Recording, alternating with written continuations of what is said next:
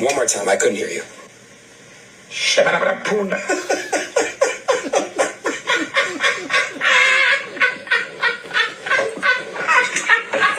Y'all better stop listening to these unlearned pastors who take scriptures completely out of context to make up a whole religion that Christ never told you to be a part of. When you read in Acts chapter 2, where it talks about them having cloven tongues, and then they are speaking with tongues that gave them utterance and all of that stuff, that's not talking about shit about a Honda, tie my bow tie.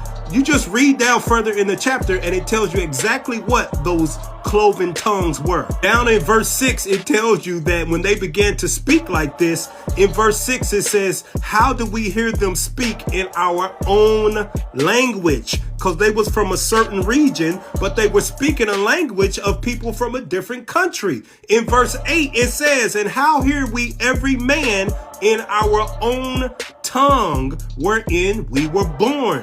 What is it talking about? Language. They spoke a different language. That was the miracle. Not should have bought a Honda. Boop. Paul even cleared this up in later chapters to the churches of Corinth, where it says in the law, it was written with man of other tongues, meaning languages and lips will I speak unto this people.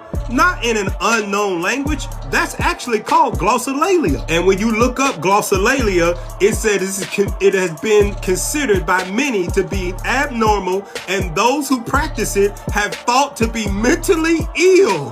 That's not what the Bible's talking about when it says speak in tongues. When it says speak in tongues, it means speak in languages that you were not born or raised in, and you can speak those things fluently. That was the miracle of Acts 2, not